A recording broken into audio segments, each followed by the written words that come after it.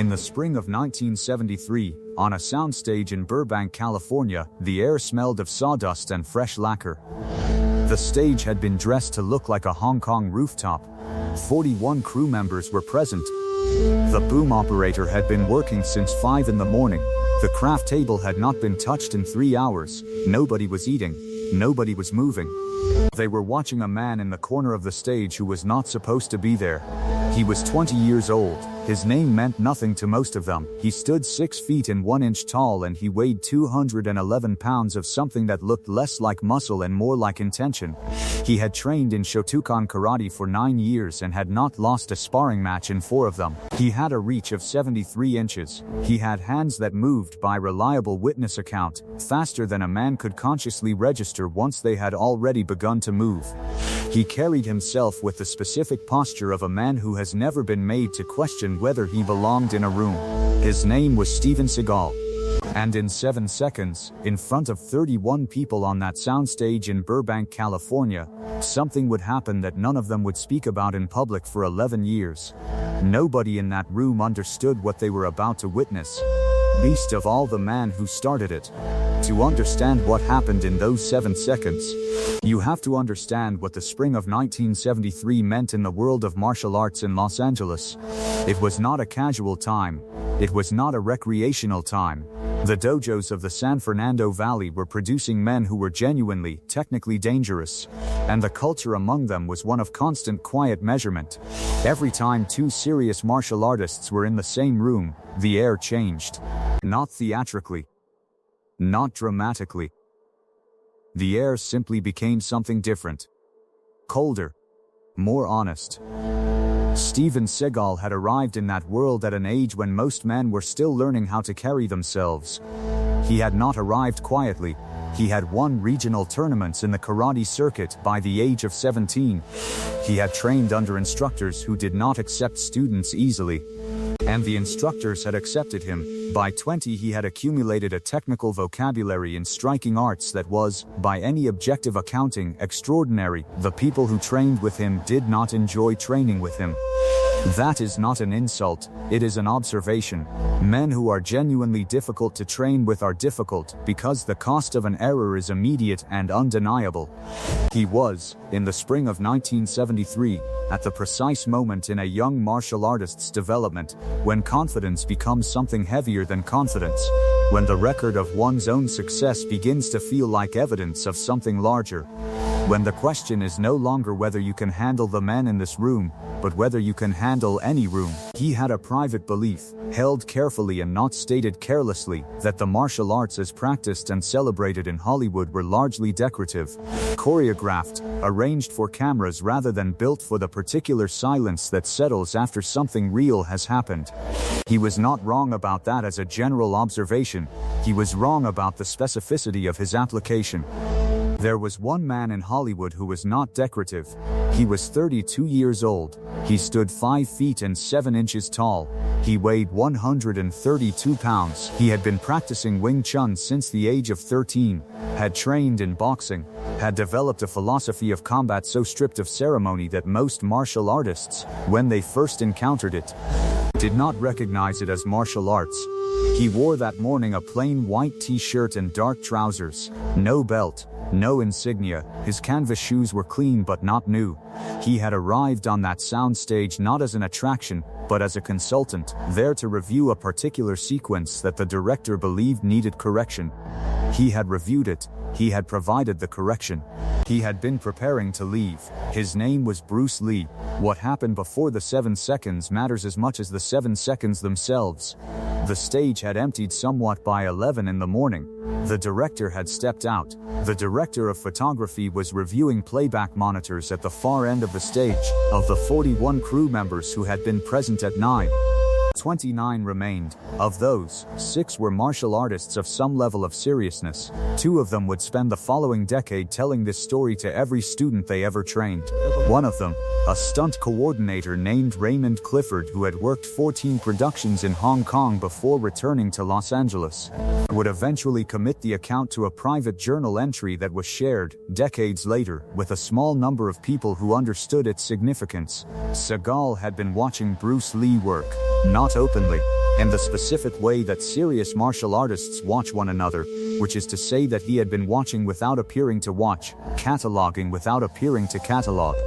He had been doing this for approximately 20 minutes. It was, by every account, Raymond Clifford's account most precisely, Seagal who initiated the conversation. He walked the length of the stage at a pace that was not aggressive. He crossed the open floor of the sound stage in 12 steps. He stopped at a distance of 9 feet from Bruce Lee, who had begun gathering his papers. What he said was said without cruelty. That is worth stating plainly because it is relevant. He was not a malicious young man. He was a certain young man, and certainty and malice can produce identical postures from the outside, and people who did not know him sometimes confused the two. He said, in a voice that Clifford described as conversational and unhurried, that he had observed the technique being demonstrated and choreographed that morning and that he wanted to understand something. He said that what he was seeing worked beautifully for the camera. He said that he wondered whether it would work against a man who was not cooperating. He said this with the particular inflection of a question that is not actually a question. Bruce Lee set his papers down. He did not set them down quickly. He did not set them down with any suggestion of reaction. He set them down in the way that a man sets down papers when he is finished with them and has decided to give his attention to something else. He looked at Seagal. He said nothing for a moment that Raymond Clifford estimated at 4 seconds, but which felt, by his own account, considerably longer. Then he said, in a voice that did not change pitch, "Show me what you mean." Seagal took one step back, not from reluctance, from the preparation of space. He had done this thousands of times in training. He had never been refused. He had never been made to wait. He had never faced a man who agreed with that particular quietness. If you want to find out what happened in the next 7 seconds, make sure you are subscribed to this channel and drop a comment below telling us where in the world you are watching from. This story is one that the martial arts world kept quiet for a long time, and you are going to want to see what happens next. Raymond Clifford wrote in his journal that he was standing approximately 14 feet from the two men at the moment the exchange began. He wrote that he had seen a great many things on film sets and in training halls in 2 countries, and that what he witnessed in the following 7 seconds was the most compressed and complete demonstration of what he called the difference between knowledge and understanding that he had encountered in 40 years in the martial arts. He underlined that sentence. He rarely underlined anything. This is what happened. In the first second, Seagal moved. The movement was not tentative. It was a committed forward drive from the right side, a linear strike combination that Clifford identified as textbook Shotokan initiation, the kind of sequence that ends confrontations with men who do not know how to receive it. The technique was sound. The speed was real. There was nothing decorative about it. Bruce Lee was no longer where he had been, not laterally, not backward. The distance between them simply changed, and Clifford, who had been watching, later wrote that he could not identify the precise mechanical moment at which it changed. It was not a dramatic sidestep. It was not an athletic leap. It was the specific efficiency of a man who understands that a fight is not 2 bodies hitting each other. A fight is a negotiation about distance. The man who controls the distance controls the language of the exchange. Everything else, the technique, the speed, the weight behind the strike, is vocabulary. Distance is grammar. Seagal's combination found no surface. In the second, Seagal recalibrated. This is worth noting separately because the recalibration itself was fast. He was not a slow thinker. He adjusted his angle and initiated a second sequence, this one lower, reaching for the kind of contact that a man who has slipped the first movement cannot slip identically. He committed to it fully. His weight moved forward with the kind of decisiveness that in every previous context of his training life had produced a result. The result did not come. 29 feet from where this was happening, the director of photography had stopped reviewing the monitor. He had turned around. He would later tell Raymond Clifford that he turned around because the specific quality of the silence in the room changed, and he was experienced enough in rooms where things were happening to recognize that quality when it arrived. In the third second, something shifted in the geometry of the two men. Seagal initiated what would have been his third sequence. He did not complete it. He did not fail to complete it through any external intervention at full power. He did not complete it because, at the precise beginning of the movement, Bruce Lee's hand was already in a position that made the continuation of that sequence an act of personal decision rather than an act of effective combat. The hand was open, it was not threatening. It was placed at a distance from Seagal's center line that made it something other than a block and something other than a strike. Raymond Clifford called it, in his journal, a gate, a door through which Seagal could continue to walk if he chose to, with full knowledge of where walking through it would conclude. Seagal stopped, and the fourth, fifth, sixth, and seventh seconds, neither man moved. The boom operator, whose name was David Park, had set down the boom pole at some point during the third second. He did not remember setting it down. He became aware that he had set it down when the silence extended past the seventh second, and he looked at his own hands and found them empty. 29 people on that soundstage were still. There is a particular quality to stillness that follows something real. It is different from the stillness that follows something impressive. Impressive things produce a particular kind of noise even in silence, a held breath, a readjustment of weight, the small sounds of people preparing to speak or applaud. The stillness that follows something real produces none of those sounds. It produces an absence so complete that the ambient sounds of the room become audible again. The hum of the lighting rigs, the distant movement of a vehicle on the lot outside, traffic on the boulevard 400 yards away, continuing without knowledge of what had just happened. Raymond Clifford wrote that the silence lasted approximately 11 seconds. Then Bruce Lee took a single step back. He did not speak first. Seagal spoke first. He said two words. He said, "How did?" He did not finish the sentence. Bruce Lee looked at him for a moment. Then he said, in the same unhurried register in which he had spoken throughout, "The technique you threw was correct. You threw it correctly, it would have worked against most people." Seagal said nothing. Bruce Lee said, "Most people stand in one place." He reached down. He picked up his papers. He made a small, unremarkable adjustment to the way he was holding them, and he looked at Seagal with an expression that Raymond Clifford described, at length and with evident effort at precision, as the expression of a man who has just confirmed something he already knew, but wanted to be certain of before he considered it settled. There was no triumph in it. There was no performance. There was the specific absence of those things which is its own statement. Then Bruce Lee said, and this is the sentence that Clifford underlined twice, that David Park repeated to 3 separate people over the following decade, and that has since been carried through the particular oral tradition of people who were present, or adjacent to those who were. He said, "If you want to learn it, the door is always open." Seagal did not respond immediately. The 11 people nearest to him watched him in the particular way that witnesses watch a man who is standing at a fork in the road and knows it. This is not a metaphorical observation. There was a visible pause. A visible internal reckoning of the kind that cannot be performed and cannot be hidden. The specific posture of a man who has been genuinely surprised by something and is deciding in real time who he intends to be about it. He nodded. One nod. Without embellishment. Bruce Lee left the soundstage. He walked through the stage door at a pace that did not change, did not hurry, did not linger. As he passed Raymond Clifford, Clifford extended one hand and placed it briefly on Bruce Lee's shoulder, not to stop him. Not for any particular reason that Clifford could explain when he wrote about it later. He said he did it to confirm that the man was real. In the weeks that followed, something happened to that story on the sound stage in Burbank. Stories that happen in closed rooms to witnesses who are professionals bound by professional discretion nonetheless travel. They travel the way that all true stories travel, which is to say imprecisely. They collect details that were not present and shed details that were. The version that reached the dojo of a judo instructor in Torrance by the following autumn was twice the length of what actually happened. The version that a stunt performer recounted to a journalist in 1978 placed the exchange on a different stage, in a different year, with a different number of witnesses.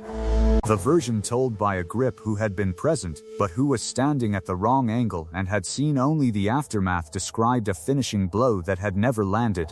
What remained consistent across every version, from Clifford's journal entry to the account of the director of photography to the fragmented second-hand accounts that accumulated over the following 11 years, was the silence.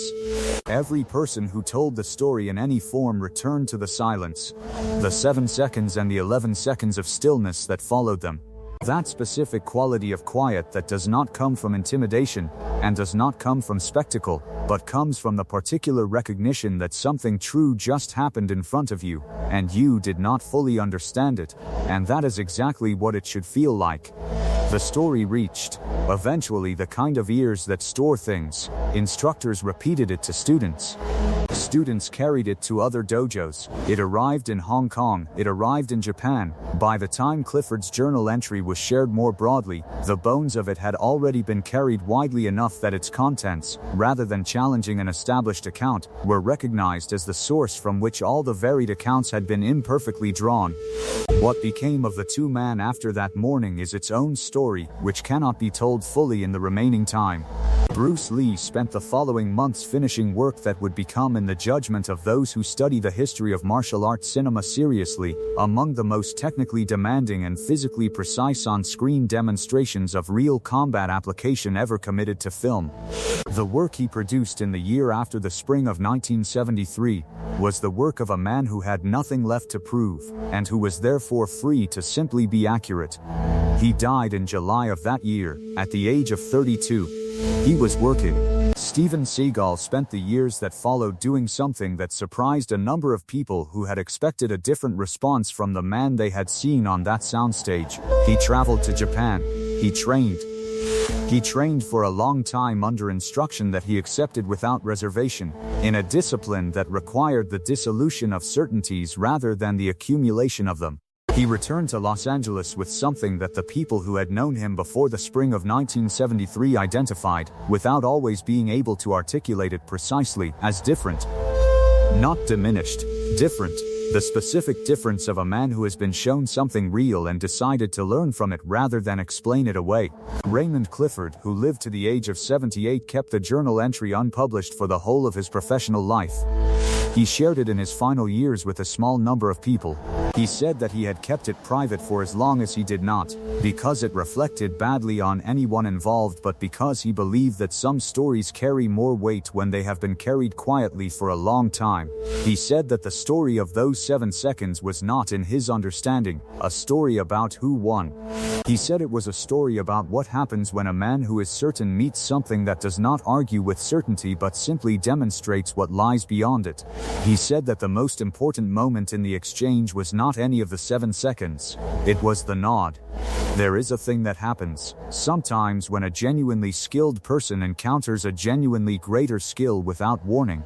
The instinct is to reach for an explanation, to find the variable that accounts for the discrepancy. The other man was faster that day. The lighting was unusual, the positioning was imperfect, the conditions were not controlled. These explanations are not dishonest exactly, but they are a choice. The choice is between the explanation and the recognition. The explanation costs nothing and changes nothing. The recognition is expensive and changes everything. What separated the fork in the road on that soundstage from the forks that appear in 100 similar stories told in 100 similar rooms is that the man who was surprised chose the more expensive path.